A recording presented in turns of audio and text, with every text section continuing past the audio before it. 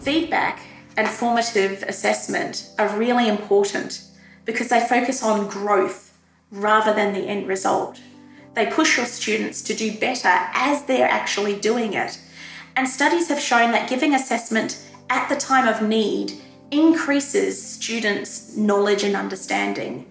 It's incredibly important. Having creativity as one of the items, for example, on a rubric, so that students understand when they have utilized creativity in the ways they've thought about content or the ways that they've presented their content, allows them to see when they've done it, and also allows them to see that it's important. If you can separate out the development of creativity as something to be valued and assessed from perhaps the technical skills, from how neat it was, or even sometimes whether they misunderstood some of the content but also used creativity, clearly they get assessed down for misunderstanding the content, but their creativity was still valuable.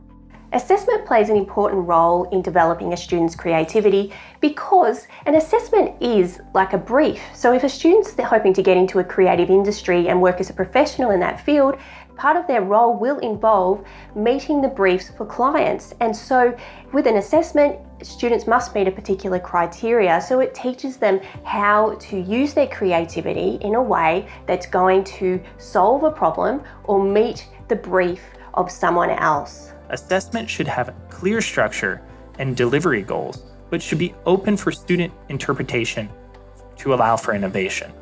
For instance, give the student a prompt, but don't tell them what digital tool they have to use. It's all about balance when it comes to assessment.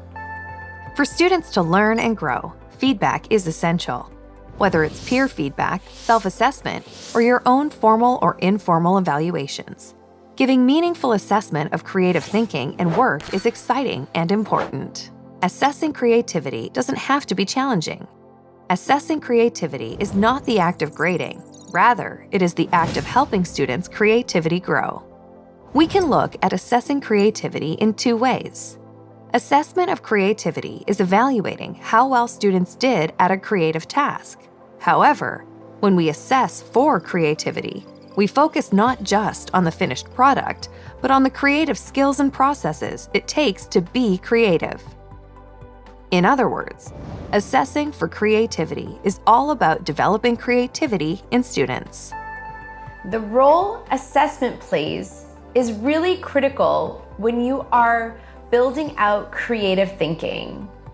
It's important to understand that assessment for learning, or formative assessment, is really what we want to focus on, especially when we are encouraging creative thinking.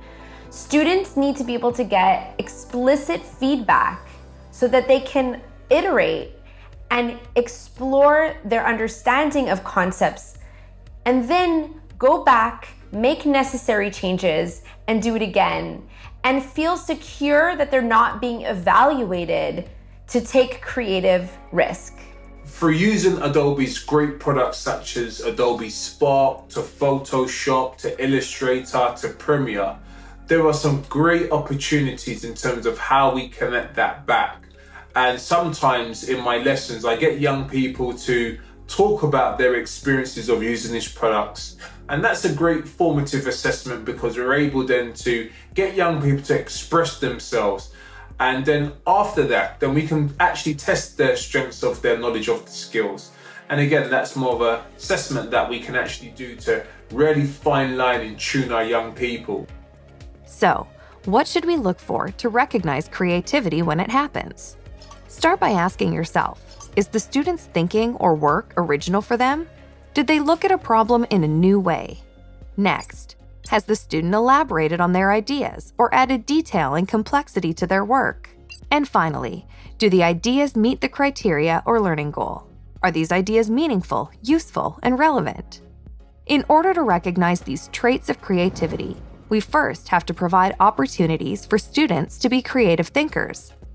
In math, students can find multiple ways to solve a problem or find and share the equations, algorithms, and data sets in their own lives. In science, they can design an original experiment or develop a new question. In literature, they could invent a unique interpretation of a text or design a visual representation of a poem or novel.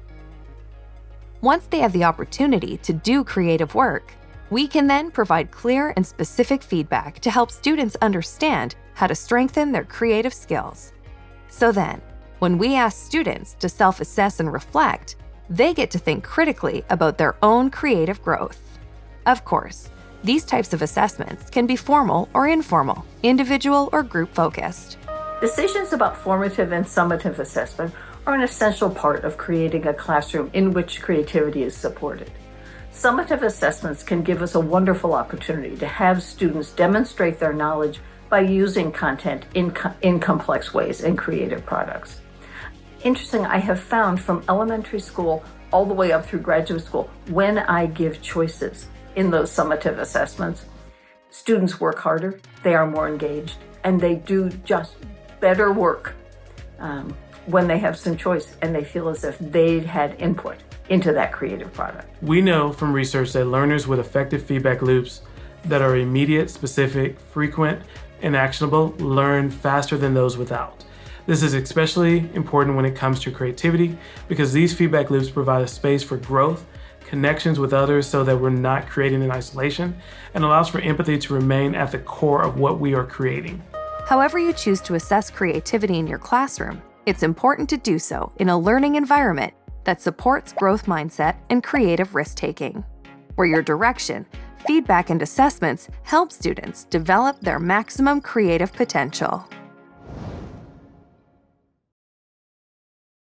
Hi everyone, thanks for watching. Click the link in the description below to explore more free online professional development, and click the link on screen to subscribe to the channel for more videos.